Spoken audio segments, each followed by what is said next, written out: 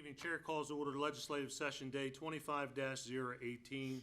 I would ask you to all join us in standing for the pledge, followed by the opening prayer. I pledge allegiance to the flag of the United States of America and to the republic for which it stands, one nation, under God, indivisible, with liberty and justice for all. May I have Chaplain General Retired Sean Lee come forward, please? Give him the microphone. Yes, Miley. Well, then everybody online couldn't hear you. Chaplain. Those who would, I invite to bow with me in prayer. God, we do not take lightly this day, the privilege it is to gather in this assembly.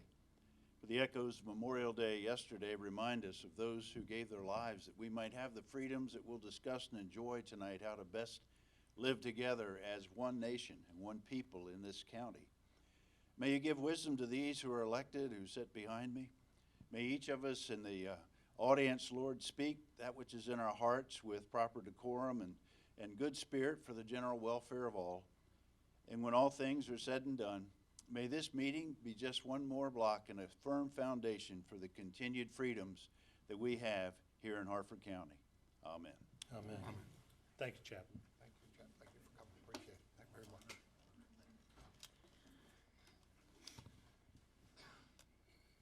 If I may, yes. So I just want to thank Chaplain for Sean Lee for coming out today, doing my reading tonight, my prayer. I met him at the APG event that they had about a month ago, and we were talking. So I certainly appreciate him coming and doing that for me today. Thank you. Thank you. Thank you. And if I may, I see some unfamiliar faces in the audience this evening, and I just want to remind you that while we're in session, we recognize one speaker only, no outbursts, so that we can move forward and be respectful of one another. And with that, we'll move on. Agenda item number 4, presentation of proclamations, we have none. 5, consideration of petitions, applications, appointments, and nominations, we have none. 6, special presentations, Humane Society. Ms. Hickman? Is anyone coming forward with you? They are. Mr. Heidelmeyer?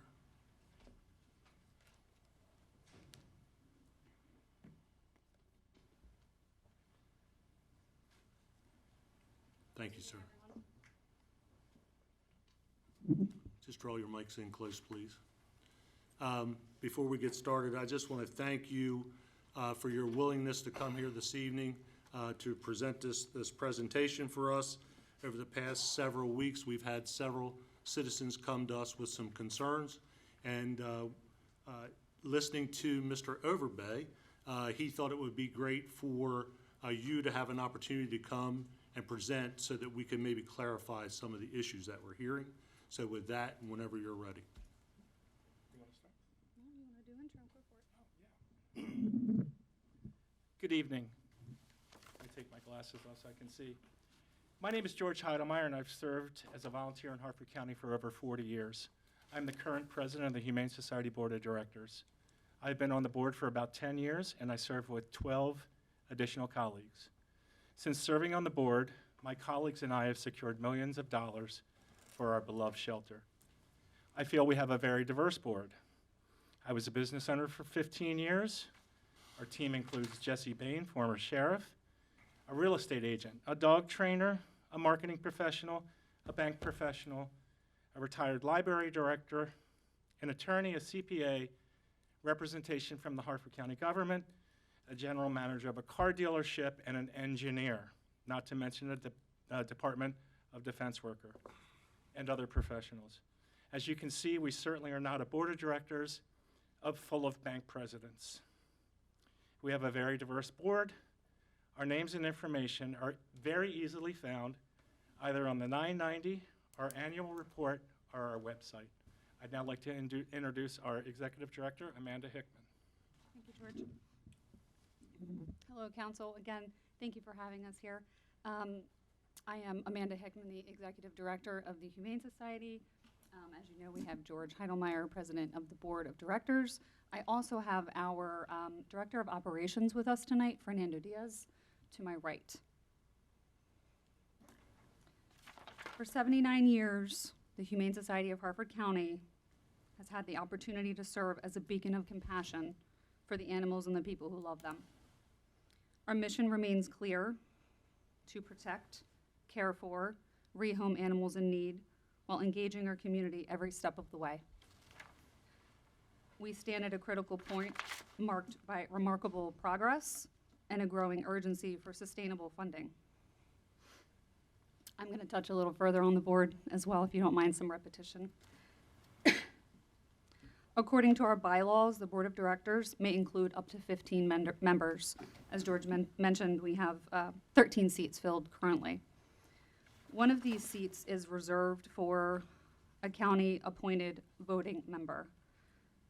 This provision was designed to promote open communication, align our work with local priorities, and uphold accountability. All board positions are voluntary and uncompensated, reflecting a shared commitment to service and community impact. I believe there is a common misconception that nonprofit boards are responsible for an organization's day-to-day hands-on management. In reality, the primary role of a board of directors is to provide high-level governance, ensure mission alignment, and exercise financial oversight, not to manage daily operations, which are handled by our staff. As George had mentioned, our directors are prominent members of our community. They bring a diverse range of expertise and experience to the organization, and their collective knowledge spans sectors such as business, government, nonprofit leadership, law enforcement, philanthropy, and this allows for a very well-rounded group of supporters and strategic insight. They serve as ambassadors and advocates, helping to guide our long-term vision and strengthen our impact in the community we serve. In terms of our operations, and we have the expert here tonight, we also maintain a memorandum of understanding with the county government. This MOU, we'll call it, is to provide animal shelter services in cooperation with animal control. Our annual budget requests are relative to actual costs of providing these services. They are also distributed to us on a quarterly basis. I believe that was mentioned previously, and have historically been allocated directly to payroll expenses. This agreement includes the following requirements. It is not exhaustive.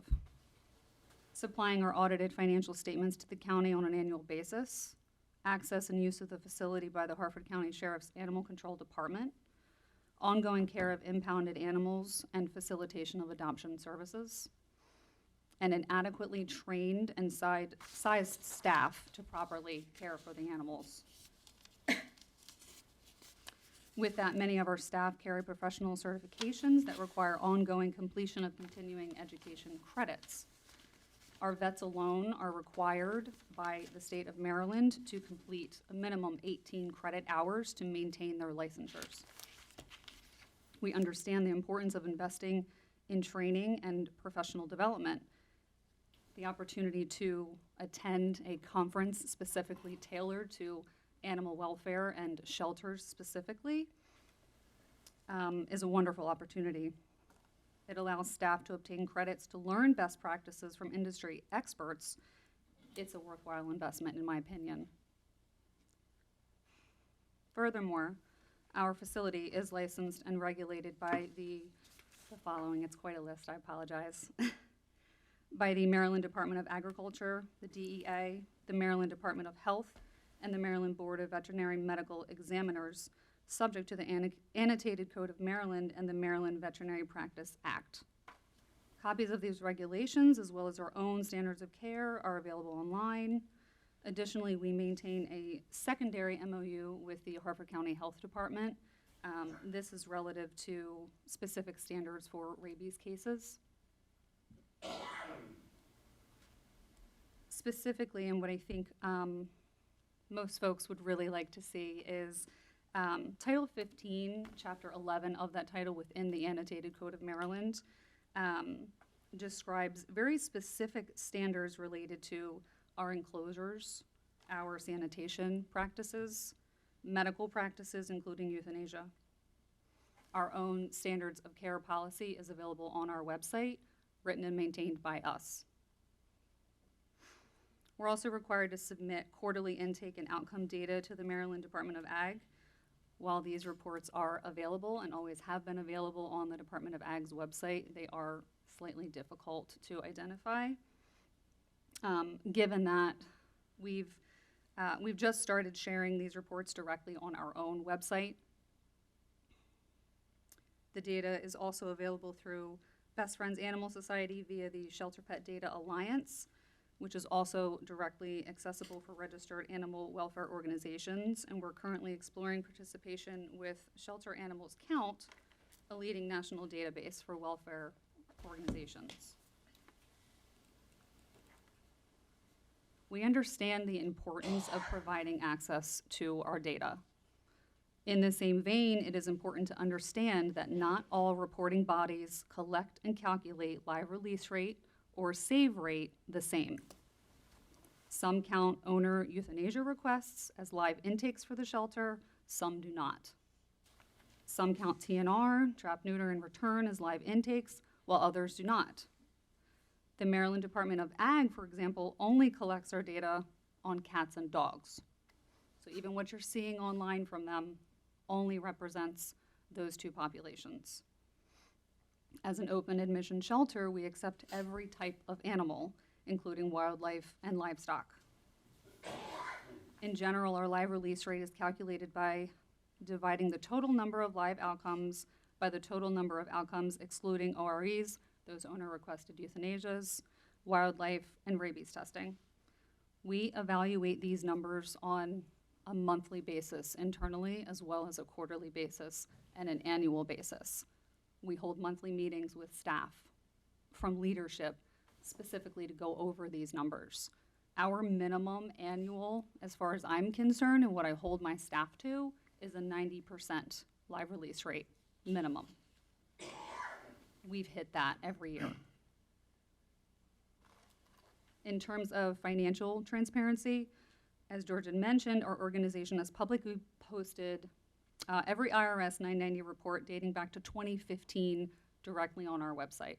That list is there. Every single one in chronological order is available right now. This report provides the IRS and the public with a comprehensive overview of a tax-exempt organization's activities, finances, and governance. We provide copies of this along with our audited financial statements and an annual budget directly to the county government as well. As you may know, our 2024 annual impact report was recently completed. Copies are available here as well. As always, this report is also available on our website in PDF format.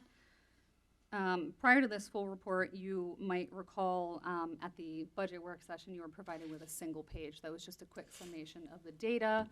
The impact report is inclusive of the 990 and the audited financial information as well.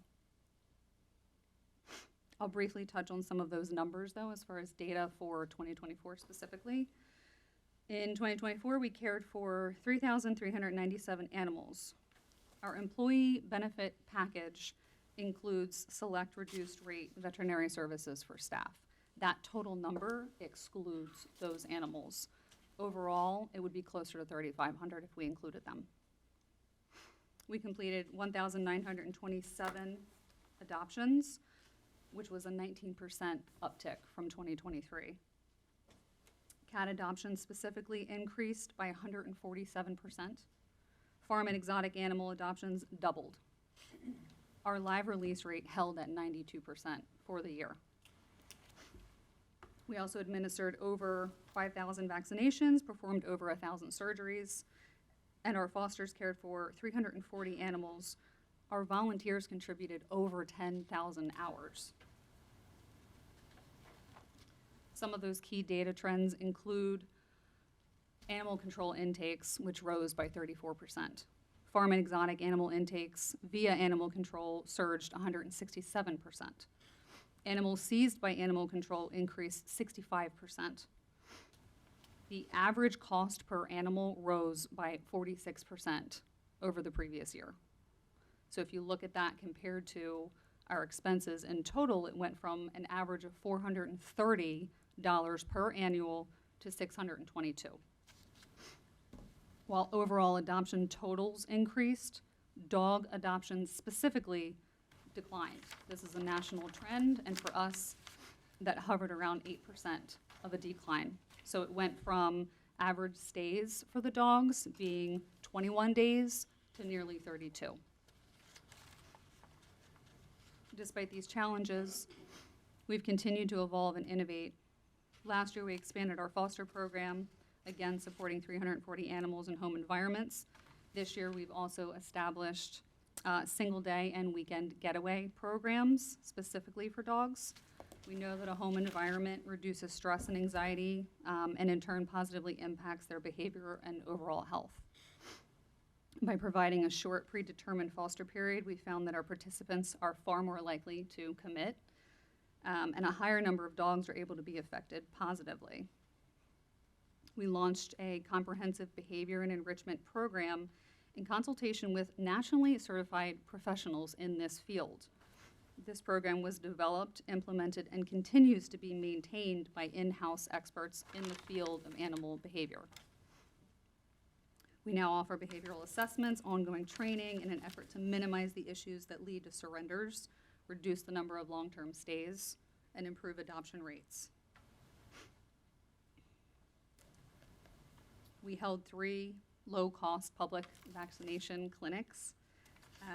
With those, we were able to microchip and vaccinate over 1,100 pets. So every year we intend to add to those clinics at least one a year if we're able to. Our entire team is now fear-free certified, again deepening our commitment to enhancing the well-being of every animal. And we distributed over 1,700 bags of dog food via our pet food pantry. There was an increase in visits to that by 53%.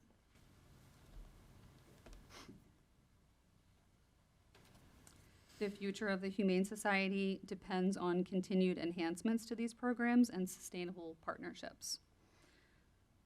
The fact of the matter is, we know there's a deficit right now, and we've been in this deficit for the last 3 years. These numbers clearly demonstrate the rising demand and shifting challenges we're experiencing.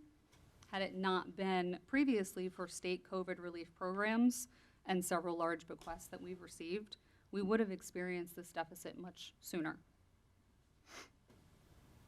Our salaries consume a large portion of our budget, but we know offering compensation that reflects industry standards allows us to remain competitive, reduce turnover, and create a sustainable working environment. At the start of my tenure this year, there were 45 employees. As of today, we are down to 39. Any further reduction in staff will directly impact the quality of the programs we're able to provide. Our recently constructed pole barn is intended to serve as a dedicated training facility for our behavior program. Given our current financial position, we've had to make the difficult decision about prioritizing essential services and operational needs and have elected to pause this final build-out. While the completion of the facility remains an important goal, we need to ensure that our limited resources are allocated responsibly to sustain daily operations and critical animal care. We are actively exploring alternative funding for completion of that. 2024 also marked the beginning of a full leadership transition for the shelter. This represents a pivotal moment in the organization's growth and evolution. This year saw the appointment of a new executive director, an operations director, responsible veterinarian, and an HR manager.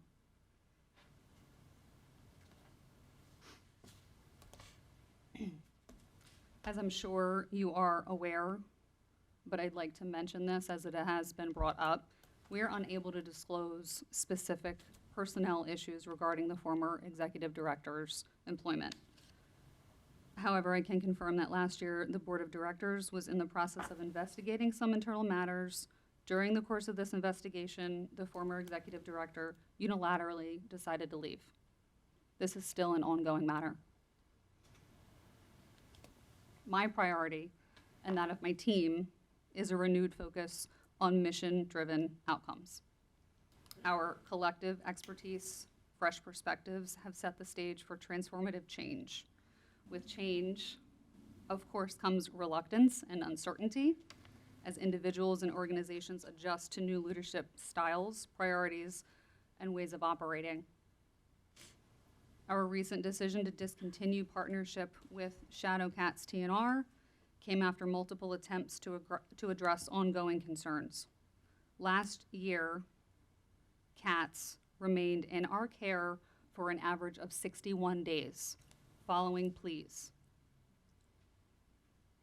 Earlier this year, we implemented a standard 14-day commitment period to combat this issue, and were immediately met with public criticism. Despite several conversations and efforts to find common ground, we were ultimately unable to resolve key differences, and we can no longer afford to partner with groups that refuse to respect our protocols. This field, the animal welfare field and the sheltering field, is difficult on its own. It is uniquely challenging. While each of us at our core wants to see these animals thriving, we are often faced with very difficult decisions, limited resources, and a reality of suffering.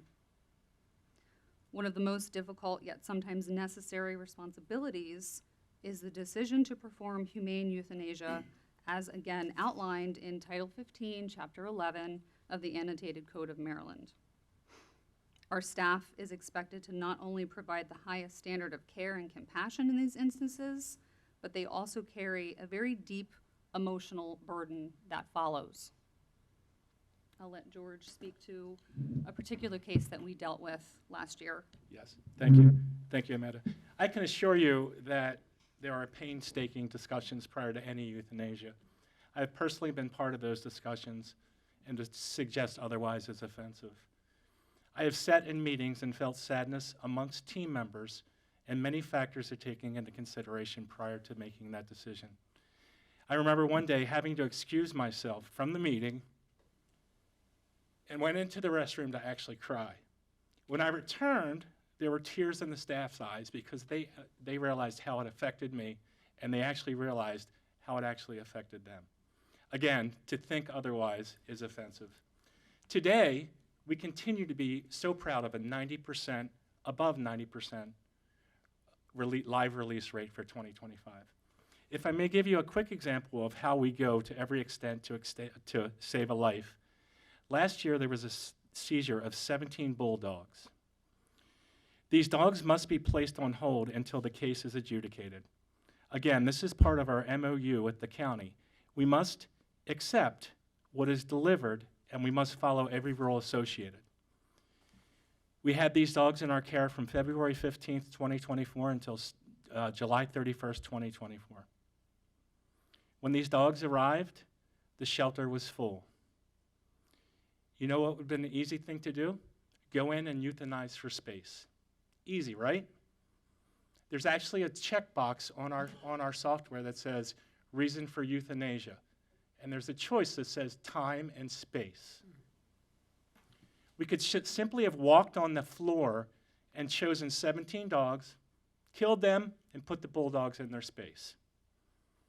Who would have ever known? Who would have ever cared?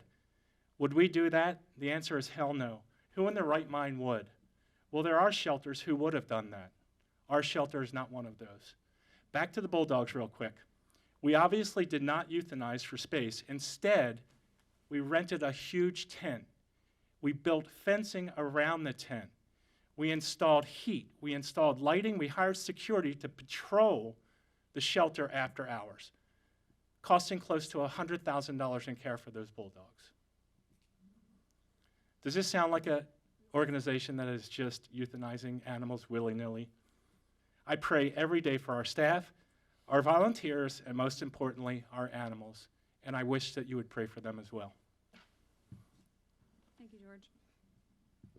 In conclusion, to maintain our high standards and fulfill our mission, the future of the Humane Society depends on sustainable partnerships between our staff, volunteers, donors, and public partners. We are proud of our legacy. We're proud of what we've built over the last 79 years. And with that, I'd like to answer any questions that you might have. Mr. Diaz, do you have anything to add? I'm here just to help with any questions. Okay, very good. Well, first of all, I want to thank the citizens that are here with us this evening or listening that sent questions into the council so that we could maybe ask on their behalf, because we're not having a back and forth tonight. It's just council members asking questions. And I also want to thank you again for producing the MOU as quickly as you did. I asked, you delivered it within a very, very short amount of time. And the MOU is clear. The council has no role in this. It is clearly the administration, but we're here because this is the only place where our citizens can come and be heard. So with that, I want to go ahead and open up the questions from Ms. Imhoff because the Humane Society is within her district. Good evening. So I'm going to kind of bounce around a little bit, so I apologize ahead of time, but I want to try to get some of the major themes that have come through different constituents over the last couple of weeks. I know it's a sensitive subject, but can you explain the process of who decides medical interventions and end-of-life services for animals, and what is the process and time frame for determining that an animal is unsafe? So I can't speak, I'll allow Fernando to speak to the behavior portion of that. I'll begin by saying that we conduct weekly pathway meetings. So we have a pathway committee established, which brings together representation from leadership throughout the shelter. This includes the clinic, adoptions, client services, behavior operations, myself, marketing, and alternative placement. Every single animal that anyone in the shelter, from volunteers to staff, that they bring to our attention as maybe having concern for medically or behaviorally, or they just want to discuss them in general, they are brought to that pathway committee meeting, and it is there that we determine those outcomes. The outcome is not always necessarily euthanasia. We discuss potential marketing pushes. Maybe this particular animal isn't visible enough or not getting enough meet and greets. We address that. We also address those medical concerns that are brought up. Prior to that and leading up to those pathway committees, we also have group rounds that are done at least twice a week. So every single animal, in addition to the day-to-day care that they're receiving, they are being touched and handled and observed specifically by our medical team, our behavior team, and our clinic team. And I'll let Fernando fill in the gaps. I think you covered it quite nicely. I would add that when we do those rounds, we are stopping at every kennel and having a discussion, regardless of whether we feel that the animal has special needs, is struggling, or is just doing really well. We're asking questions, we're confirming that we're all on the same page. It's people from different, managers from different areas within the shelter, and we discuss each and every animal to make sure that they are progressing in a way that we feel is appropriate. And then when we do our meetings to discuss pathways, we're looking at all options. Pathways is kind of a safety net, if you would. It's our opportunity to talk about, why has this dog been here so long? What is going on with this cat? How do we get this animal adopted? And many of these animals have significant behavioral needs. You know, we have cats that struggle with body handling, and they're great as long as you don't pick them up. And that's what everyone wants to do, is pick up their cat. And so we discuss all these things. My background in particular is in behavior. Amanda talked a little bit about continuing education. That's one of the things that I have to focus on. I've got 4 different certifications, 2 of which are internationally known. And to keep those, I have to continue to build my education. And so I come back and I bring back new ideas, new options, and then discuss it with the team. And really, it's a team effort at that point where we really discuss what can we do for this animal? How can we make this animal successful? What is fair for this animal? Because when we're looking at things like quality of life, that's a less solid thing than if a cat has cancer or is terminally ill in some way. So we're looking at, okay, if this animal is struggling, we want to catch it before it gets to a significant point. And we have 30, 60, 90-day marks where we look at, okay, when's the last time we took a fresh picture of this animal? Has this animal been visited? You know, it may be doing great, but no one seems to want to meet with the animal. How can we change that? And I have got a fantastic team that works with us, coming up with ideas like putting cards on the kennel doors that say, hey, I don't really show great in my kennel, but I'd love to meet you. You know, is there another opportunity to get you to come out? We're constantly being creative. Our marketing team is fantastic. They come up with some amazing ideas, not all related to marketing. Sometimes they just come up with a new idea about how to work with an animal, or have we tried this? And it's that collaborative approach that allows us to monitor the animals, help the animals, lower our length of stay while maintaining a high live release rate, and really make sure that these animals are behaviorally and medically healthy. I'll add to that again, our specific requirements regarding behavioral and medical euthanasia are outlined within that Chapter 11 of Title 15. We are required to act quickly, especially in the case of a medical concern. Our veterinary staff is required to complete those quality of care forms, and we do take those into consideration. Our vets have the authority and the obligation to recommend euthanasia if they feel it is absolutely necessary. While euthanasia decisions have to be signed off by 3 individuals within the organization, myself, the operations director, and the vet, we would never question a medically required euthanasia request from a vet. That is their role for us. Okay, thank you. This is a financial question. Can you detail your internal auditing process and who is involved in your financial oversight? So their name is actually escaping me right now. We do. Wyrick Cronin. Yes, we do. So we actually have an internal bookkeeper, but we do have this third-party company reconcile our books on a monthly basis. With that, they are also responsible for our financial audits annually. That is completely out of house altogether. They handle that. And they also handle the preparation of the 990 as well. How much of your annual budget is used for training staff on best practices? Oh, goodness. I did not bring a copy of the budget with me. I want to say last year there was 10,000 allocated. And how many staff are candidates for training? All of our staff, so currently 39. Okay. Yes. I would also add that we hired a behavior consultant to work with us to bring the staff up to speed. I'm also work with them extensively. Every other Wednesday, we try to fit in a training session where we talk about things like cat and dog communication, difficult ways of handling difficult dogs, dogs that have higher arousal, and we're constantly building on that. When I came here in October, I'm relatively new to the organization as well, the number of cat and dog bite and scratches is equivalent to what we have now, except the majority of them were on staff and volunteers. Now the majority of our bites and scratches occur from the public bringing an animal in, and our staff and volunteers have dropped by about by 2/3.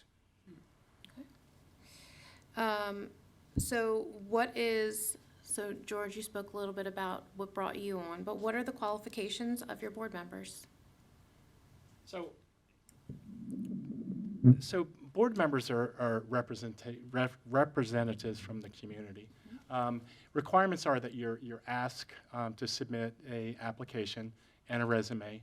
Our governance committee will interview you to make sure that there's a good fit with the board. We're constantly looking for a diverse board, be it to bring money, to bring it talent, to bring, whatever. We could be a little more diverse. We're about 50-50 when it comes to women and men. We could be a little more diverse in color and things of that nature. But there's an application process. It goes to the governance committee. The governance committee approves it. It's brought to the full board for a vote. Okay. Can you detail why you currently have multiple part-time vets versus a few full-time vets? Again, I can't go into detail regarding internal personnel matters. Our medical director, we did have a full-time vet that did serve as that medical director. She had left the organization in early February. She had resigned prior to my coming on board. So we have had historically a great deal of difficulty obtaining and keeping a vet. None have stayed on, from what I can tell, for several years at a time. Again, this is a very difficult area to fill. And it is because of that that we are now utilizing 4 vets. We have one that is on for a minimum of 20 hours a week, and she holds the licensing for us as the responsible veterinarian of the shelter with the state. We have 3 others who fill in based on their scheduling. So we are constantly adjusting our surgery schedules, our exam schedules to accommodate their schedules because they are stepping in for us and they have full-time jobs elsewhere. So. I will say this just from a novice perspective, is that there's a massive shortage of veterinarians. When a veterinarian student comes out, salaries are demanding close to $200,000. I would love to have one full-time vet. Private veterinary medicine is much, much different than shelter medicine, and we've experienced that by hiring vets from the private practice to come in and do shelter veterinary work, and it's just not a good fit. Quite honestly, from a business perspective, I would rather have 4 part-time vets than 1 full-time vet, because if the full-time vet left, we would be in dire straits. Is the one part-time vet that's 20 hours a week considered your medical director? She doesn't hold the medical director role, no, but she is the responsible vet that we are required to have, yes. Are you looking to fill that medical director role? Okay. That requisition has been on our website and on Indeed since early January. Can you explain how many of the rescues you have recently worked with or may be working with now could possibly benefit from your interest in opening a reduced fee spay and neuter clinic? So the TNR specific rescues that we work with currently are already receiving a reduced rate for those services. We anticipate, and our aim is to reduce the number of animals that even they are having to pull in for these surgeries and rehome. I think by providing that service to the general public, we're going to be doing a wonderful service for the general community. I mean, we want our population to be reduced. We don't want to see this high volume of animals coming in, and neither do those rescues. And as someone who's newer to this role, since some of you guys are newer to your roles, Amanda, Fernando, and I'll even throw in George, what brought you to work at Harford County Humane Society? And where were you before?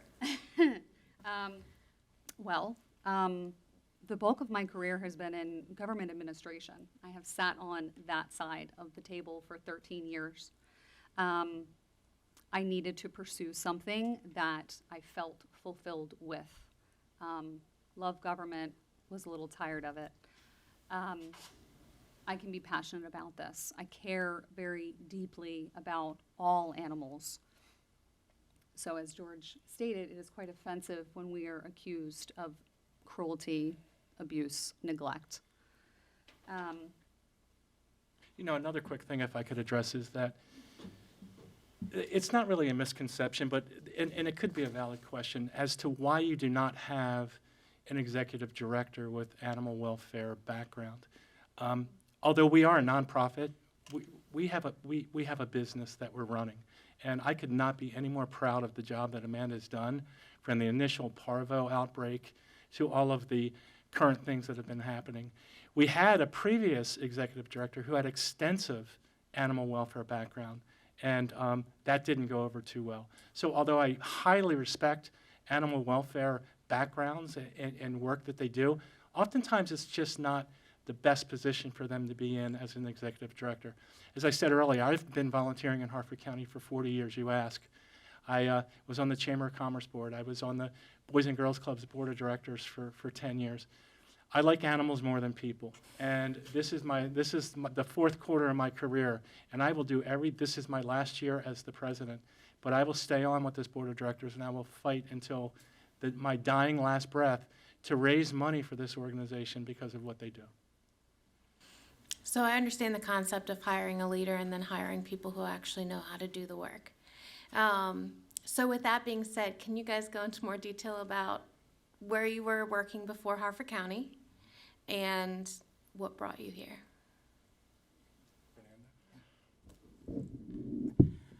I've been in animal welfare for, it would be 17 years in October. I've worked with wildlife, marine mammals, and moved into domestics and actually found more pleasure there than anywhere else. I feel like I make a bigger difference. I'm able to help people. So I've been in sheltering since 2012. And prior to this, I was at San Diego Humane Society, where I provided behavioral education there for their staff, for other shelters, and the public in general. As part of my private business with my wife, we actually do behavior consulting for shelters, vet offices, and private individuals. And through her connections, we actually ended up being hired to do a week-long consulting service for Harford Humane. And when I came here and I met the board and I met the staff, they made a really strong connection with me. I saw a group that was really committed. I worked with many different organizations, and this is the first time I've been in an organization where everyone is completely and totally on the same direction, same page, committed. A lot of animal welfare organizations, that people are passionate, that's why they go into the business, but they're often young when they start, and there's a lot of infighting. And I don't see that here. I see a cohesive group that wants to work towards the same goal. And so when I was approached about potentially coming out here, it was a pretty easy decision for me, even though it was a big move with 4 dogs and a cat across the country. But it was a very clear decision for me. And from coming here, while the work was more than I expected initially, it has been fantastic. I've got a great team that I work with. They make me look good. And so, but they do all the work. And so that's fantastic. Having a team like that, being able to be a part of an organization like that, that's not something that I can say I've had before. My final question is, of your 39 employees, what is the breakdown of overhead staff versus direct service staff? We don't necessarily break that out when we are looking at that. Could you describe that a little So further? who is cleaning kennels or providing medical care versus people who, Administrative? yes. There are 6 on the administrative team. The rest are directly dealing with the animals. That is comprised of animal care, those that are cleaning the kennels, the clinic, so our vet techs and our vets, client services, those dealing directly with the public. We have an adoptions counselor as well, an alternative placement counselor, marketing manager, volunteer coordinator, and that is it. Yes. I would just like to add that it's not quite as clear cut. Last week, I did something I don't normally do, and I went out for lunch instead of ordering Grubhub, and I came back, and the shelter was packed. Amanda was in our conference room doing an adoption consultation. My animal care manager was cleaning kennels, and I saw people waiting to visit with a cat, so I jumped in and did an adoption consultation there. And so it's a lot of overlap, and while we do have managers who do managerial work and there's certain responsibilities that we have that keep us out of the kennel spaces, no one there is afraid to jump in and help out as well. Appreciated. Thank you, Ms. Imhoff. Mr. Giangiordano? So Amanda, thank you for coming. George, thank you for coming. And Fernando, welcome to Harford County. So we appreciate coming here and answering questions. We've had lots of emails from citizens. There's probably a lot of citizens in here tonight about this. So I do have questions that were sent to me behalf of a bunch of citizens. So I'm going to go through them. So, and I'm going to ask you about the prior director. So what I would like to know is, have you filed a claim with the insurance company for employee dishonesty? No. Okay, can you tell me why? And did you have coverage for employee dishonesty? We do have coverage. Again, I won't go into detail on Okay. that, but this is still an ongoing investigation. Okay, so you're not going to go into detail, so we'll go on that. So can you confirm whether the executive director's salary increased from $86,000 in 2023 to $150,000 in 2024? If so, can you provide an explanation for the more than $60,000 increase? I cannot confirm that. I do think that that is incorrect. Okay. Anything over that, I believe, $120,000 threshold is incorporated and reported on our 990. It would be reflected there. Okay. And I'm asking questions that I got. So has there been any discussion for future consideration given to appointing a veterinarian on the board of the Humane Society, given that there's not been one since 2019?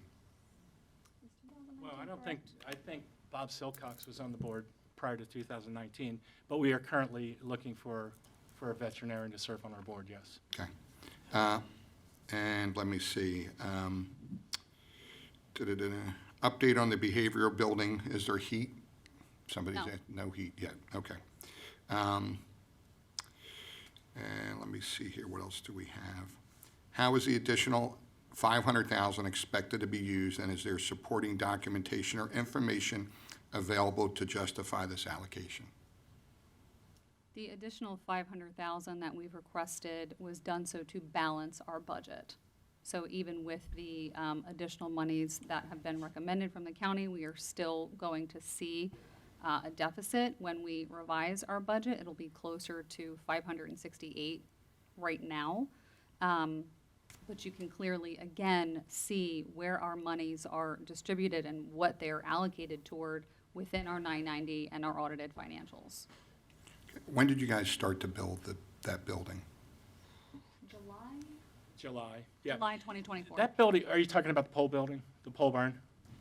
I guess if that's the building that everybody's talking to, I'm not sure. I would assume so. So you're familiar with the structure of a pole barn. It was built by the Amish. It was funded partly by funds from a bequest. And we built the shell of the building, and as Amanda had said, as all organizations, we're facing a deficit. So we have a nice little nest egg with Harford Financial that we've been hitting for the past year and a half at the tune of about $200,000 each time at about 4 times a year. We have the money to outfit the building and complete it. However, in my opinion and the board's opinion, it would not be a prudent thing to do to put air conditioning and heating and things into a building when we may need that money for operating funds. Okay. That's all I have. Thank you. Thank you. Thank you, Mr. James Dano. Mr. Bennett? Hello, good evening. It's good to be with you all. Thank you for being here. A little aside from my day job, I'm a kindergarten teacher, and at the start of every school year, there's a lot of anxiety amongst kindergarten parents because it's oftentimes their first time placing their child with an adult other than themselves. And one of the things I say to families at the start of every year is I don't want to get a phone call from you in November saying your child hasn't eaten lunch since September. Not because I don't want to know that information, but because I can't rewind time and fix 2 months of history. So I want to know the first time that they skipped their lunch, not the 60th. And I just share that because it feels like a little bit like a November no lunch phone call with everything with the Humane Society right now, with just this buildup of tension that kind of happened without our vision on it. And I think it would have been helpful to kind of be more in the loop through that process, even though we have no authority or autonomy over your work. I think it's helpful for us to be in the loop so that when we're getting all this emails and phone calls and communication, we have a basis of understanding to kind of build off of. So that's just one request I wanted to share, and maybe get your thoughts on that request for future communication efforts. And then the second thing I've been thinking about a lot is I serve on 2 other boards that are separate from the county government. I am on the Citizens Care Board, which is a nursing home in Haverty Grace, and I'm on the Harford Center Board of Directors. Both of those organizations operate separate from the county government, but both have a representative of both the administration and the county council. And I think that's a nice balance because, not everything between both sides of the street reach each other. So, while you all have Mr. Richardson on your board, our interactions with Mr. Richardson are limited. And I think it'd be really great if, just like the Harford Center and Citizens Care, if, in your board bylaws, you could add to have an ex officio member of the county council there, just because we are the people that the community reaches out to, and we are the people that have the budget hearings. It would be great if, when we had a concern come up, that I could, let's just say, Ms. Imhoff was on your board, not assigning any jobs or anything, but if she was on your board and we got an email saying, I have this concern about something going on at the Humane Society, I could go to Ms. Imhoff and say, have you heard anything about this at your board meetings? Can you share any background on this? Can you get any information about this? It'd be really, I think, powerful for us to have that layer of built-in communication. It's something I've shared with a few board members of the Humane Society, but I just think that would be really great structurally to avoid a future moment like this where the pot is boiling over and we're trying to catch the water. I would agree with that. I think that's a fantastic idea.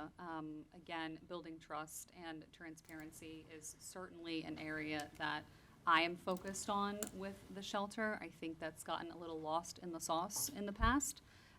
So I agree, and that's certainly something that the board would have to approve, but you have my vote for that.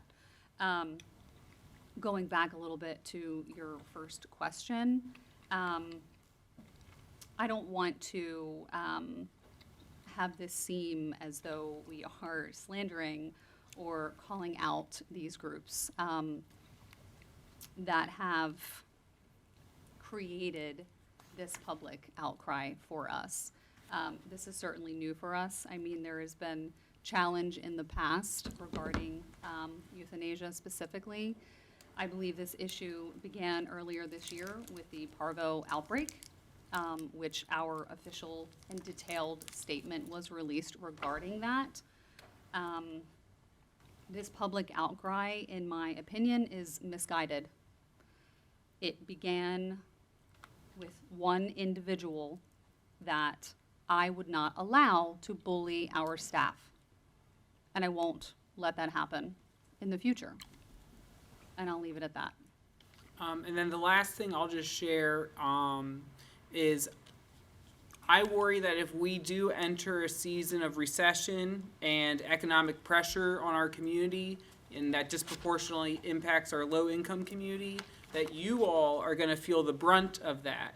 Everybody in the animal care community is going to feel the brunt of that. We know that's what happens as dogs and cats and snakes and so on end up on the streets and in the woods, and then eventually in your hands. And I just think it's so important right now that all horses are moving in the same direction, because it's going to get to a point where there's no space for infighting.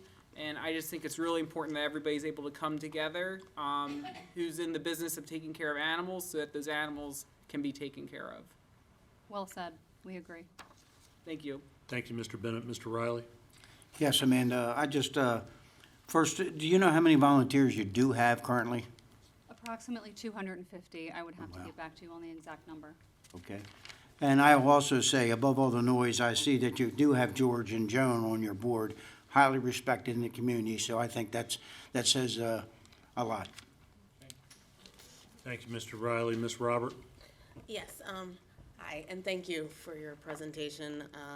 It did provide me a lot of information. I did have a couple questions, and again, for transparency. From the constituents that I have received, they feel that some of the things that happen on a day-to-day basis, such as feeding of animals, and what is the day-to-day structure? Is there like a schedule that is followed as far as feeding and, you know, when lights out, I guess, gotta say, like, how does that all work? There is, and I don't know that we have enough time tonight to go over all the details. We'll do but- the abridged version. Yes, yes. I'll actually let Fernando speak to that. Okay. Yes, there is most definitely a schedule. Particularly my animal care staff works on 10-hour shifts. So they come in the morning, they're immediately going in there, cleaning kennels, preparing food. We have enrichment time set aside, so we prepare enrichment items. We have priority dogs, and those are dogs that maybe we're saying either this individual walks in the building and clearly needs a little bit more, or this individual has, for whatever reason, degraded and needs more attention. Some of these animals, much like us, really do well with consistency. And all animals, I think, do well with consistency, but some of them really need it, and they suffer without that. And so we have behavior plans set aside that specifically state when animals go out, how they're treated, how they're handled, if you need 2 people, whatever the case may be. That's all done throughout the day. While that's happening, we have guests coming into the building. Our client services is fielding phone calls, emails, helping people to pick out animals. Anytime guests come in and want to meet with an animal, the animal care team is called upon. They all have radios, and so they may be in the middle of cleaning a kennel, and it's, oh, let me finish this up to a stopping point and run and do an introduction, do a meet and greet, whether it be taking a dog out with a patron or a cat in a room, or let's go look at our critters. And as soon as they're done with that, they bring them back to client services to finish the adoption process, and then they're right back to cleaning, enrichment, training of the animals. Dogs, cats, just like a lot of zoo animals, if they don't get consistent enrichment and sometimes in sufficient quantities, they struggle and they start to do what we call stereotypic or repetitive behaviors. And that's something we want to avoid at all costs. And a lot of zoos struggle with this as well. But we work very hard to provide that enrichment, to give them that consistency while taking care of our daily duties. And we also, I tell my team all the time, I want transparency. And so if someone is struggling with an animal, if someone is maybe struggling with the schedule, they're open door, they come into my office all the time. We sit down, we talk about what's going on, how can we fix the situation, how can we give you the support that you need. Does that help your question? It does answer my question. I'd like to add to that briefly, if I may, though. I think this is an area that requires a little more attention. It is important to understand from our volunteers' perspective, especially that, again, we follow a specific standard of care and a specific protocol given to us by the state. So cleaning, sanitation practices, feeding scheduling, all of that is dictated to us. We have the ability to adjust that when needed, and those decisions are made by our medical and operations teams. The standards that volunteers expect, they are basing those opinions on their own personal experience and most often their own home pets. This is not the same. This is a shelter. Yes, the kennels will be a mess sometimes. They are cleaned every single day prior to opening. We monitor and maintain our temperature within the facility. This past winter was exceptionally difficult with that cold snap, and our building is now 10 years old. Now is the period where we're going to see systems failing and wavering. We need supplementary heat. We know that. We have to pay for it. So we're bringing in space heaters. This year in particular, I made a call to the county for additional assistance. So again, just to reiterate, those standards that the general public and volunteers may have are not necessarily reflective of our minimum requirements. Okay. And my other question is, I think I kind of asked this question during the budget hearings as well, is what is the Humane Society going to do as far as possibly looking into grants or more philanthropic help or Mr. Robert? Mr. Legge's asking us not to, Oh, no, but I meant, Or financial, Okay. because the work sessions and the public hearings are over. Okay. And that legislation's pending. okay. And then my other question is volunteers. It's great that you have 250 volunteers currently. Have you seen a decrease in volunteerism at the society? And is that because that they are leaving voluntarily, or are they being asked to not volunteer any further? So I don't know that there's necessarily been a massive decrease in volunteerism. We have a pretty diverse demographic of volunteers. Certainly, younger individuals would love to be involved. We require a minimum age of 18. It is for the safety of them and our animals. So what is new and I think drawing attention is social media is a fantastic tool. With that and with ongoing communication, folks are vocal about when they are terminated. And yes, volunteers can be and should be terminated when they deviate from the code of conduct that they are given and agreed to when they come on as a volunteer. Okay. And do the volunteers sign an agreement that Yes. says what their role and duties are? Yes. Okay. They also, prior to coming in and being able to do anything on their own, they go through an orientation period. They are trained by staff and other volunteers, and we assign them specific duties. So our volunteer coordinator will work with them one-on-one as part of that orientation period to figure out what it is that they'd like to focus on, what their skill set is, and how they can assist the shelter. It's not just, you know, anyone comes in off the street and we say, all right, you're the one dealing with the dogs. It doesn't work like that. We're actually in the process of improving and rewriting their training program.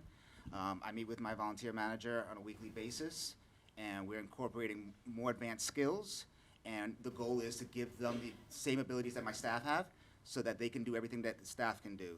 It takes a little time to build up to that point, but we are actively working on that. Sounds good. And I'm just going to echo Councilman Bennett on the board. I'm on many boards across the country, and I do note that having at least somebody in that specialty area or someone to carry the voice to the public is also very beneficial. So I just wanted to echo that comment, but I'm done. Thank you. Thank you, Ms. Robert. Ms. Sottles? Thank you. Thank you for your presentation and for being here this evening. My colleagues took care of all of the questions. We've gotten many emails, so thank you all for that.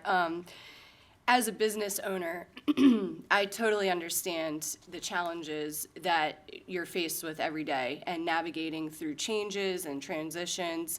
And I think that you guys have done a great job. And any time that I've reached out, I've gotten a response immediately. As matter of fact, today, within minutes. And that really stands out, and I appreciate what you do. Thank you. Thank you, Ms. Sottles. Mr. Jandrodana? Yeah, just real quick, two more questions. Volunteers, I know some people have contacted somebody for volunteers. I don't know if you have one person, but they haven't heard back. It's been like 2 months, so I don't know what to tell them, but. If they can email me directly, I can figure that out for them. And that's, my second question is, yourself and Fernando aren't anywhere on your website. Is there a reason for that? We are. You have to dig a little. If you'd like to go back to the discussion on our website, I think we went over that in that budget work session. It desperately needs an overhaul.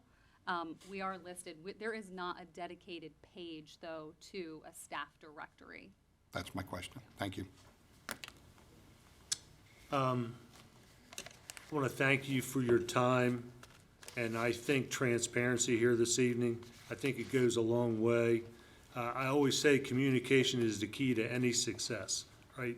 So I'm hoping that some of the citizens that had concerns tonight got answers to their questions, and I hope that if they haven't got them, they can pick the phone up and call you directly, set a time aside to come and figure out what's missing, okay? Or email us, absolutely. Absolutely. George, I want to thank you for your service. I know the dedication that you have. I see it all the time at Rotary and other events, so other organizations. Sheriff Bain, thanks for being here this evening. Thank you for your time that you spend at Humane Society as well. With that, we'll conclude this presentation. Thank you. Thank you.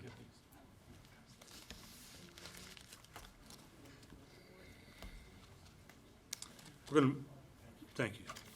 We're going to move on to agenda number 7, approval of minutes, legislative day 25-017, May 20th, 2025. Are there any corrections to the minutes? There being no corrections, the minutes stand approved. 8, introduction and consideration of resolutions, we have none. 9, introduction of bills, we have none. 10, introduction and consideration of amendments. Budget amendments 1 through 11 to Bill 25-005, Annual Budget Appropriation Ordinance. May I have a motion, please? Council President, I move to approve amendments 1 through 11 to Bill 25-005. May I have a second? Second. Thank you, Mr. Riley. It's been moved and seconded to approve amendments 1 through 11 to Bill 25-005. Is there any discussion? Mr. Bennett. Just for anybody who may be watching tonight and missed last week, we had a really extensive conversation about these amendments and about our water and sewer, where we stand financially with that. Thank you. Anyone else? Ms. Dixon? Mr. President? Aye. Mrs. Robert? Aye. Mrs. Imhoff? Aye. Mr. Giangiordano? Aye. Mr. Riley? Aye. Mrs. Bolsato? Aye. Mr. Bennett? Aye. There being 7 votes in the affirmative, 0 in the negative, amendments 1 through 11 to Bill 25-005 are hereby approved. Mr. Giangiordano, please read amendments 12 through 15 into the record. Amendments 12 to 15 to Bill 25-005, Annual Budget Appropriate Ordinance, introduced by Council President Vincenti and Council Members Robert, Imhoff, Giangiordano, Boyle, Saddles, and Bennett. Amendment 12 on page 36 in line 19, strike 10 million and substitute 5 million. Amendment 13 on page 8 in line 18, strike 2,484,813 and substitute 1,584,813. Amendment 14 on page 9, line 16, strike 15,748,825 and substitute 14,748,825. Amendment 15 on page 13, line 9, strike 2,650,469 and substitute 2,341,829. Thank you, Mr. Giangiordano. These will all be discussed at next week's meeting, giving everyone an opportunity and plenty of time to go through and have any questions or concerns answered. 13, unfinished business, 11, call for final reading of bills, none. 12, enrollment of bills, none.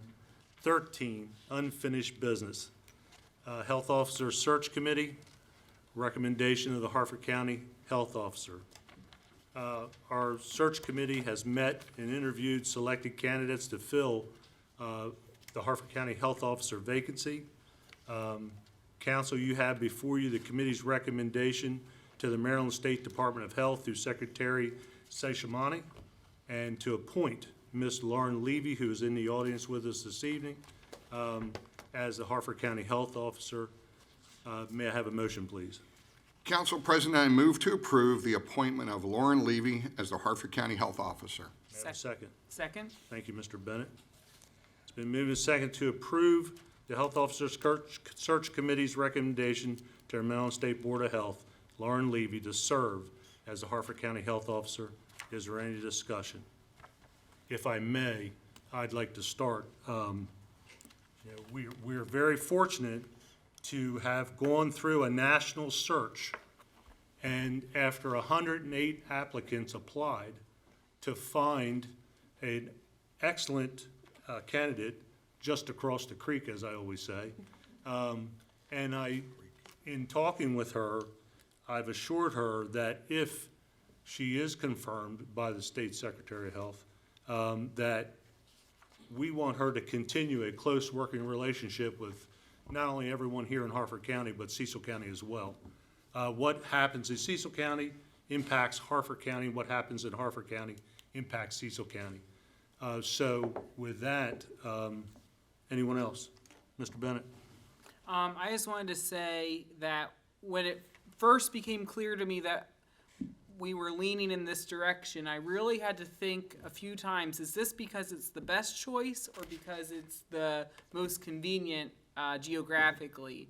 But the more I listened to Ms. Levy speak and I saw the work that she does and I heard from health department employees in Cecil County, the more it became very clear to me that it was both.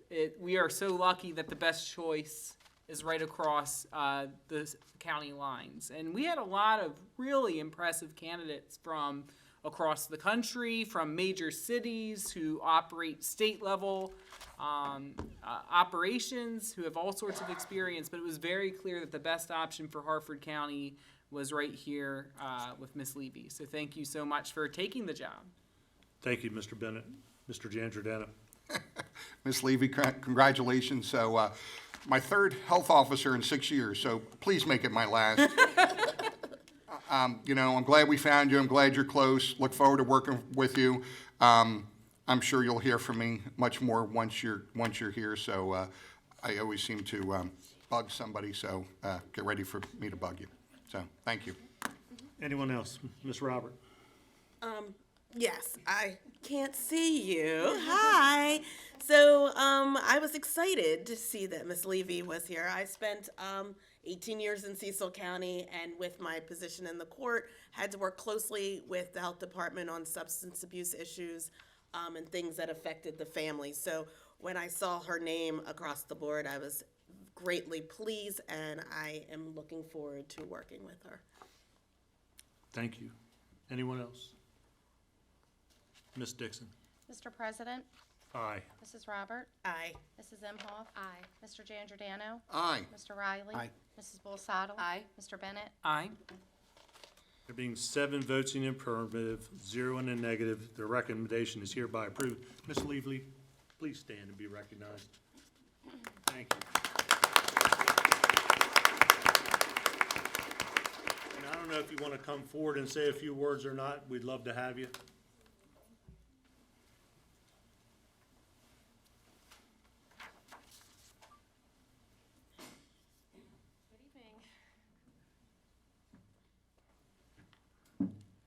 Good evening, everyone. Thank you so much. I so appreciate the opportunity. Serving as the health officer for Cecil County has been the honor of a lifetime.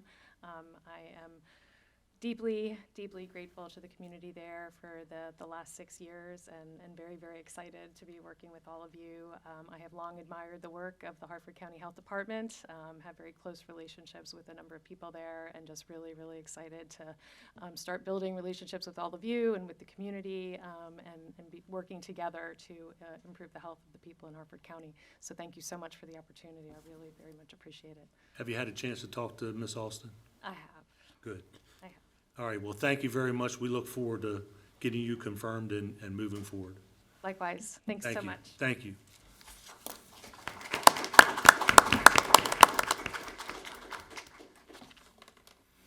(14) New business. Harford County Public Schools. We got Mr. Clark here this evening. We're going to talk about capital budget transfers, I guess. Good evening. Good evening, President Vincenti, council members. I have Ms. Cassidy Bendis, Assistant Superintendent for Operations, the new Cornell Brown, if I like it. many of you know that. We actually have 3 agenda items. I'll go through them individually if you want to discuss them individually and vote individually, or do you want to vote as a block? I'll leave let that up my to you. colleagues decide what they want to do. Okay. You can discuss them Okay. as a block, and if they Okay. want to split them out, we can. Okay, sounds good. All right, I'm Eric Clark, Director of Budget for Harford County Public Schools. It's a pleasure to be here this evening. Like I said, I have 3 agenda items for you. The first is we're requesting an approval of a supplemental appropriation for the FY25 budget.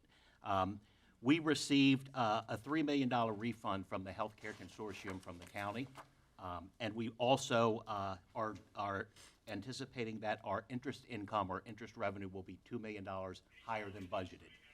We would like to recognize that as revenue and also allocate that for special education non-public tuition, $4.5 million, and then increase the budget for textbooks by $500,000.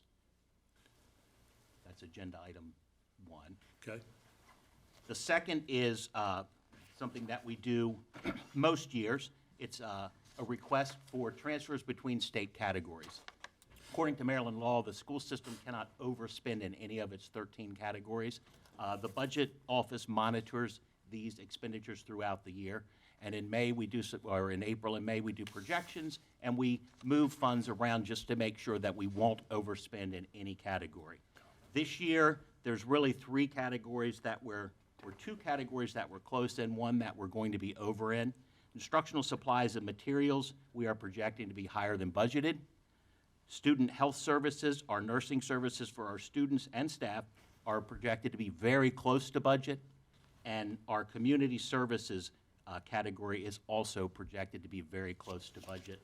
So we have three areas where we project a little bit of a variance, and we would like to move funds from those areas to those three that I just said: transportation, operation of plant, and special programs, other costs. We would like to transfer $2.5 million into instructional supplies and materials, textbooks, student health services, $25,000, and community services, $25,000. And we're looking at transferring those funds from special programs, other costs, contracted instruction, $150,000, transportation bus contracts, $1,650,000, and operation of plant custodial salaries, $750,000. And then the third item I have for you this evening is a request to transfer funds between capital projects. We have three projects that we have closed out but have remaining balances. Those balances are due to what I like to think of as excellent management of our capital projects, keeping costs in control. We have a systemic Bakerfield Elementary School chiller that we're have a balance of $25,385. A Systemics Meadowvale Elementary School chiller, where we have a balance of $58,250. And then an HVAC school chiller at Halls Crossroads, where we have a balance of $194,476. And we're requesting to transfer those excess funds out of those three capital projects into what we have, it's a major HVAC account. We use these funds to address any type of HVAC problems that come up throughout the year. They're not specific to a project right now, although we know if we have a chiller go up or we have any type of HVAC problem, this is our go-to bucket to be able to address those problems as they come up throughout the year. Thank you, Eric. So with that, Kathy and I'd be happy to address any questions. I can address any questions on the first two, and Kathy can address any questions on the capital projects requests. Does anyone have any questions? Ms. Imhoff? Hi. So you were talking about transferring 1.5 million from transportation, like bus contracts, is that correct? Yes. Again, there's residual trauma from how Howard County struggled last year. Would that affect any of our bus routes or bus access or anything like that? Absolutely not. It's excess budgeted funds that we have. And the biggest reason for that is when we were creating the FY25 budget 18 months before, diesel prices were much higher than they are now. We were looking at over $5 a gallon budgeting. We're looking at $3.25 to $3.50 a gallon the entire school year. So when you multiply that out by the amount of contracted buses we have, that's quite a savings. Okay, thank you. Thank you, Ms. Imhoff. Anyone else? Mr. Bennett? Hello, good to be with you all this evening. Thank you for being here. The increase for non-public tuition of $4.5 million, I believe it's been shared during Board of Ed meetings that non-public placements on average are a little over $100,000 per student per year. That average, it depends on the services, but the average is probably around 90,000. But Okay. we do have placements that are well over 200, and we have placements that are around 40 to 45,000. That's the But combination of tuition and transportation. tuition, well, this is just tuition. Okay. We do have some students that are in residential programs that drive that cost up. And I know a lot of that is extremely confidential, you know, NDAs involved and the like. But are you able to share like a rough translation of what that number means as far as number of children or students? We are seeing an increase in the number of students. We probably are right around 300 placements for this school year. We may have a student that's placed the entire school year was placed last year and potentially the year before. And then we will also see an increase throughout the year as the students' potential behaviors or special education needs are more than the school system, Harford County school system can handle. And two more questions on this thread, because to your point you just shared, it's very likely that somebody who's being put into a non-public placement this school year may continue in a non-public placement the following school year. Is this $4.5 million reflected in the FY26 budget that was presented? Not fully, no. So do you think we may see that come back up again next springtime? My gut feeling, Mr. Bennett, yes. Okay. Yes. And then last question on that thread is, typically non-public placements, at least from my background and experience, are driven by if the school system doesn't have a specific intervention available to meet the specific needs, and then that's what leads to non-public. Is there any sort of pressure area that you see as a missing intervention or a missing need that leads to this increase in non-public? I'd have to check with our Director of Special Education. I'm not aware of any specific identified special education need. Okay. If I had to throw a guess out there, I'd say it's probably behavior, but you could probably address that better than I could, being a school teacher. Yeah, current school teacher.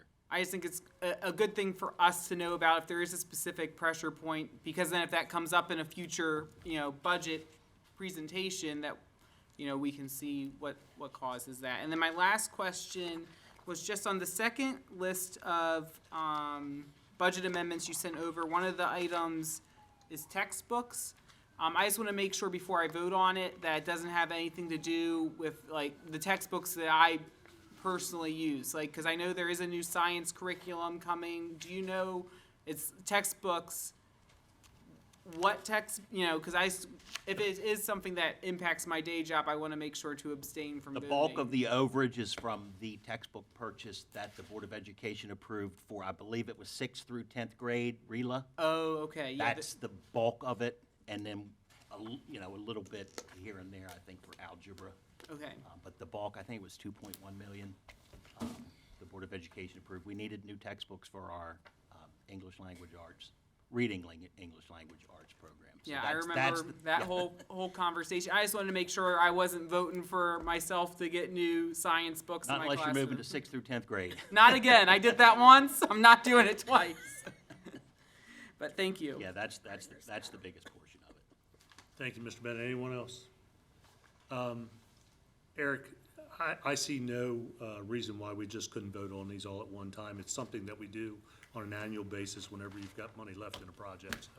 So, may I have a motion? Council President, I move to approve amendments 1 through 11 to Bill, wrong one, sorry. We're gonna do budget transfers. Council President, I move to the Harford County Public School transfer request. Thank you. May I have a second? Second. Thank you, Mr. Riley. It's been moved and seconded, the budget transfers with Harford County Public Schools.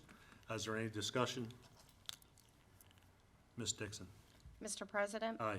Mrs. Robert? Aye. Mrs. Imhoff? Aye. Mr. Giangiordano? Aye. Mr. Riley? Aye. Mrs. Bolsato? Aye. Mr. Bennett? Aye. There being 7 votes in the affirmative, 0 in the negative, the Harford County Public Schools transfer requests are hereby approved. 17 comments and input from attending citizens. Ms. Dixon, we have anyone signed up? Thank you. Thank you. We do, Mr. President. We have 2 this evening. Pamela Cobo, followed by Jean Salvatore.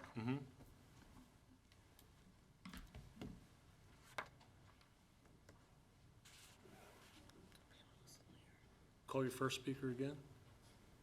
Pamela Cobo. Okay, we're gonna go to Ms. Salvatore, I think.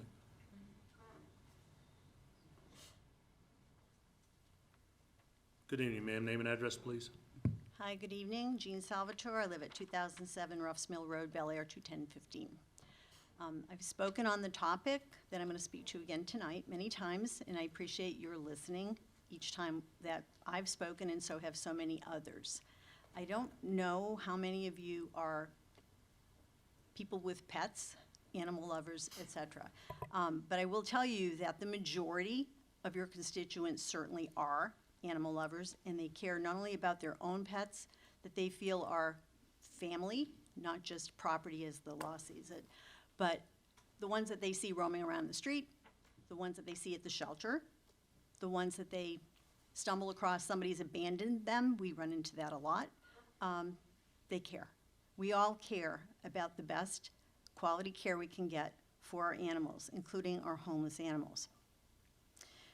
So I have to say, too, that as president of Shadow Cats TNR, I don't quite understand what I heard tonight in terms of why our partnership with the shelter has been broken. It isn't what I understood, but I'll leave that for another time. I just want to say this. Leadership is something that has to be built on, starting with trust. If you don't have trust, if people don't know you're going to listen to them, you're going to be honest with them, you're going to accept criticism, you're going to make changes where you need to, and you're going to accept responsibility, then there's no trust. And you can't lead without trust. And I'm speaking from my past as a DoD civilian, managed a lot of people, was on many, many teams. I was both a follower and a leader. It's essential. So for the past 3 years, I have been telling all of my many clients, thousands of your constituents, for TNR cats and for pet spay and neuter, coming to us for low-cost care because they can't afford what it costs out there in Harford County and elsewhere. I've been telling them because they're worried about, I found this cat, but I don't want to take it to the shelter because I know they're going to kill it. And I've spent the past 3 years saying, no, no, no, no. There's been a big change at the shelter. People there are going to take care of the animal. They're not going to automatically put it down. I know in the past there have been some bad stories, but that's the past. So trust me, because I wouldn't be partnering with them if they weren't doing the right thing. And I'm here to tell you that I no longer recommend to any of our clients to take cats, that's my area, to the shelter. Because, quite frankly, I don't trust everything I've heard. And that's just where I stand, but I want the public to know they can come to us. Shadow Cats TNR will help them as best we can. And I hope that there will be real change at the shelter so that we can have, not what the people are asking for, they are demanding transparency and accountability. Thank you. Thank you, ma'am. There are no more speakers, Mr. President. Thank you, Ms. Dixon. 16, business from council members. Mr. Bennett. Hello. It's good to be with everybody tonight. Thank you all for being here. It's graduation season. I'm sure you're going to hear from many people up on this dais, the many graduations that they've been to. I was very happy this year to attend HCC's graduation for the first time. And I really enjoyed that experience and getting to see those graduates and to see the number of them that were first-time graduates for their family was really encouraging. And I also attended the Teacher Academy of Maryland Award ceremony for those high schoolers who went through the TAM program and completed it, and to see all the work that they've done partnering with our local schools to learn how to be a teacher. As a former TAM graduate and someone who now mentors TAM students, I just thought that was a really special event, and I was glad Ms. Robert and I were able to present proclamation or legislative citations to the participants. Yesterday was Memorial Day, and I just wanted to take a moment to honor that and reflect on that. Today with my kindergarten students, I taught them about Miss Julia Moore, who was the wife of a Vietnam veteran, and she at the time, if you had a loved one die in duty, you would get a telegram from a taxi driver to be notified. And she had a day where a taxi pulled up in front of her house and the taxi driver was knocking on the door, and she locked the door and hid behind the door because she just couldn't bear to hear what they had to say. And after several more knocks, she got up the courage to open the door, and the taxi driver was just lost and looking for directions. And she realized how impersonal the notification process was for family and loved ones. And she realized that, like, the fact that she had to hide behind a door because a taxi driver was on her street, how inhumane that was to military spouses and family. And so she pushed the U.S. military to notify themselves. Don't hand that off to taxi drivers and telegrams. And through her efforts, she got that changed. And to this day, you know, that's now handled differently. And I just thought that was a beautiful example of humanizing the people who take care of us. And recognizing that they're not just people in uniforms, but they're people who have families and homes. And it's important during this season to think of them and to thank them and to recognize them, but not just for their service, but for their humanity and for their families. With that, that's all I have this evening. Thank you, Mr. Bennett. Ms. Salas? Thank you. I'd also like to recognize and congratulate the recent and upcoming graduates of Harford Community College and the Harford County High Schools. Yesterday, my family and I took the time to remember those who gave everything for our freedom. I hope everyone found time to reflect, honor, and remember the heroes who gave everything to our great country. Thank you. Thank you, Ms. Salas. Mr. Riley? I had the privilege of going to the Harford Sports Hall of Fame induction ceremony. Congratulations to all those folks. And also the Darlington Elementary Patriot Program. Congratulations to all those young patriots. Thank you, Mr. President. Thank you, Mr. Riley. Mr. Giangiordano? Thank you, Council President. So I did the Harford County Sports Hall of Fame on Wednesday. On Thursday, I did Ring Factory Elementary School Patriot Program, where I showed all the Patriots my Maryland flag on the inside of my sport coat, which they absolutely loved. Attended the commencement for Patterson Mill High School today. And Thursday, I get to go to my alma mater, which is Bel Air High School, and do their graduation. And on Monday, I went out to the Veterans Cemetery out in Reisterstown. They were having a ceremony out there, and that was the first time that I went out and saw my father, who's buried, and got his plaque. So it was a pretty emotional day. On another note, Council President and myself sent a letter over to County Executive Castley that says basically we have a strong appreciation for the commitment and dedication for all our county employees. We in no way suggested or implied that any 3% COLA and 1% merit increase for eligible employees be cut, nor will we ever advocate for that being cut. So we want to make that clear. We sent over a list where we thought that things could be moved. We're trying to negotiate with the county executive, so we're looking forward to hearing back from him. But we certainly have a commitment to all the employees for Harford County. We always have, we always will. So thank you, Council President. Thank you, Mr. Giangiordano. Ms. Imhoff? Good evening. So much like Mr. Bennett, Councilman Bennett was saying, I was able to attend the Harford Community College's commencement ceremonies on May 22nd. Just a reminder, the Falston Citizen Advisory Board is tomorrow. It's the last one before they break for summer, so anyone who's interested, it's at 6:30 at the Ronnie Chenoweth Center. I will be attending my alma mater, Falston High School, on Thursday for their graduation ceremony. Also, just a reminder, the Office of Disability Services is doing a Pathways to Possibilities. It's an event for people who have kids who are of differing abilities that are transitioning from school to adulthood. It's a great resource.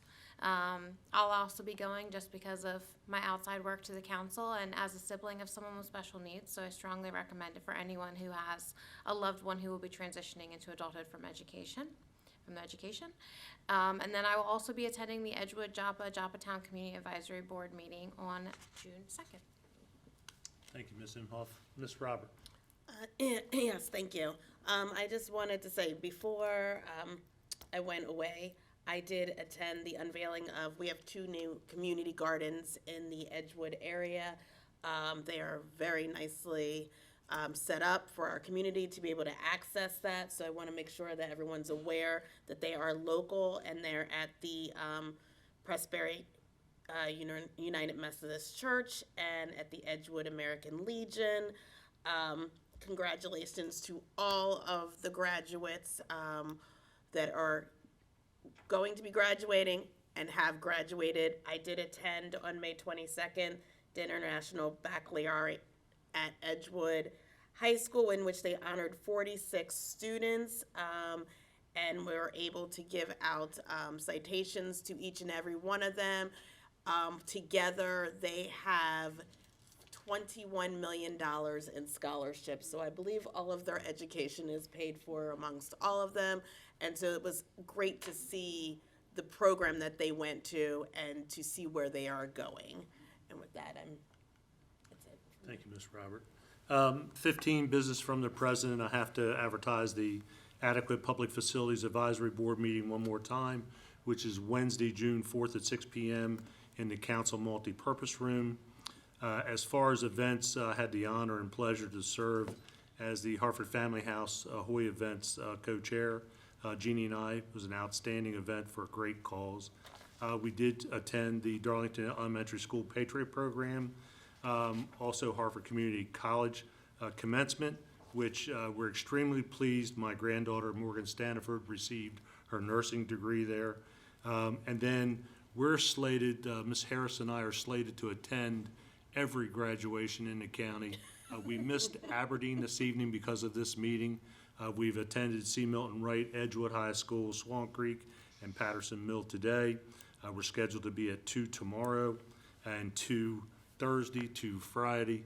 So, and I tell you, we appreciate it. It's just outstanding to be able to go and celebrate with the students and the faculty, because they've all committed so much of their life together. So we appreciate it very much. And then as far as Memorial Day ceremonies, I started the morning at Angel Hill Cemetery in Havre de Grace with Susquehanna Hose Company and American Legion Post 47. And then in the late morning went to Aberdeen's Veterans Memorial Park, where Sergeant Major High was the guest speaker, and was able to participate in that ceremony as well. So with that, I'm going to reiterate what Councilman Jan Giordano said. We have a high regard for our county employees. It doesn't matter what department you're in. We will always be there for you. We will advocate for you. It just so happens that we're in a difficult time, and we're hoping that we can sit down and talk together and iron this out. As I said earlier, communication is the key to all success. So with that, we'll adjourn this meeting.